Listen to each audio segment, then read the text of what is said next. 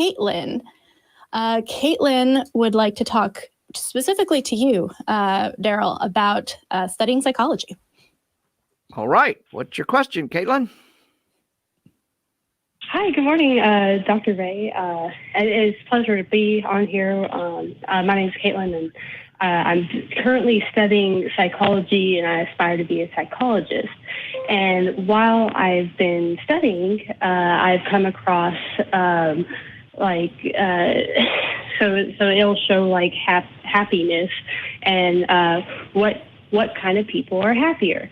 And one of the things that I first noticed was it said churchgoers and people who have spiritual beliefs. These people are typically happier than opposed to non-churchgoers, those who don't have spiritual beliefs.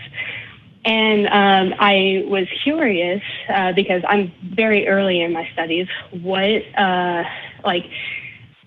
if there's a way for us as atheists to be able to tap into like that happiness. And also you, Dr. Ray, after your years of studying psychology, do you know if there's like any studies that have shown that it is indeed going to church, it is indeed spirituality, or are we leaving out some factors?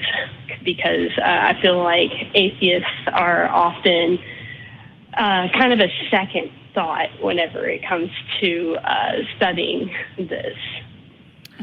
That's an excellent question, Caitlin. And it's been a question that's actually been researched pretty well in the last 4 or 5 years. There's several studies out there right now that seem to show that there's intervening variables. It's not spirituality. It's not going to church. It's community. And people, so if you look at the research, you'll see that people on one end of the spectrum are happy. People in the middle of the spectrum are not as happy. And people on the other end of the spectrum are happy. So if you're very religious and you go to church every Sunday, you're probably happy. If you're not religious, but you go to Sunday Assembly or you go to Oasis or some other group that you feel community with, you're happy. It's the group in the middle that has no community or has serious doubts about what they're doing in church, but they still go. Those are the people that the research shows are the least happy. Now, we also have to throw another component in there, and that's genetics. There is some clear evidence that some people are more predisposed towards optimism and other are more predisposed towards pessimism, those kinds of things. So there's more than just do you have community, but community seems to be the most important variable that early. And by the way, a lot of it was sponsored by organizations like the Barna Group, that's evangelical Christian. Of course, they're going to find their religion helps everybody. So, yeah, does that answer your question a little bit? It does, but I think my other kind of like it's besides the happiness. I was reading also about like those who have hope, like make quicker recoveries from like traumatic events and what have you.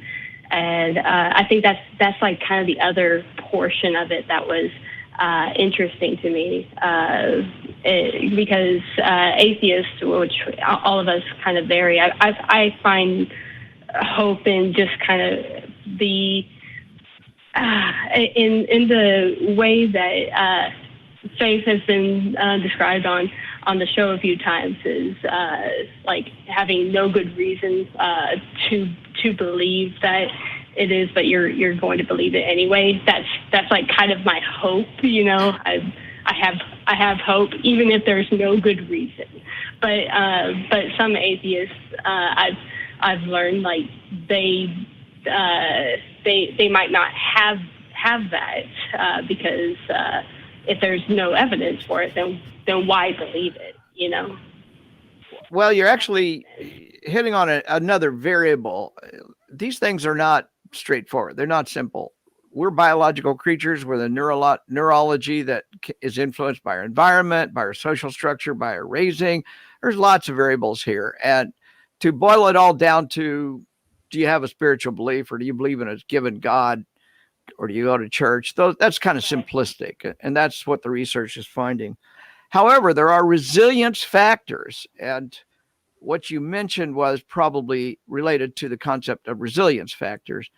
If you are surrounded by a community, if you feel secure in your relationships, that is a resilience factor against trauma or against depression, against things the kind of the things you mentioned, hope. I'm more likely to be hopeful if I feel secure in the relationships around me. I'm more likely to feel despair or even depression if I don't have good, positive, supportive relationships around me. And that's not to say we don't go through hard times and get knocked down, but I can get back up a lot quicker when I got 5 friends I can pick up the phone and call. Or I can go sleep over at their house if I need to. That makes for resilience. And that's what you're talking about, picking themselves up and moving on.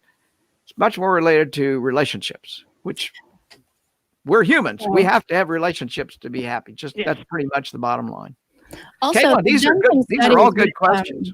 Oh, yes, for sure. They've done some studies as well about how prayer might affect recovery. And it actually turned out, if I'm remembering correctly, that a lot of the people who knew that they were being prayed for recovery actually recovered slower because of the pressure that they felt to recover faster because they wanted to prove that the prayers were working. So there are so many factors here, as Darrel said. We can break any one of these down into at least 5 different components. So, right. Yeah, and I've definitely heard of the prayer slowing down recovery. I haven't myself done research into it yet. I don't think I am quite trained enough to be able to do the research for it. But I thought that was interesting because I remember as a Christian, I like hearing me being prayed for. Whenever I was like recovering for something.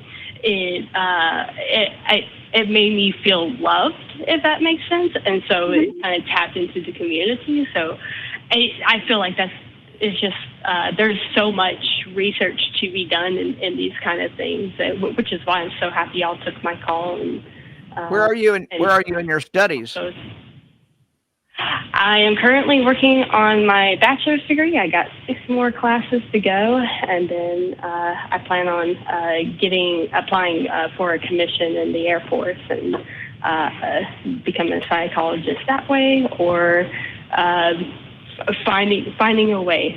Okay. In Jurassic Park, that one quote, "Life finds a way. I will find a way." Good. I like your determination. Awesome. Well, thank you so much for calling in, Caitlin. I appreciate you.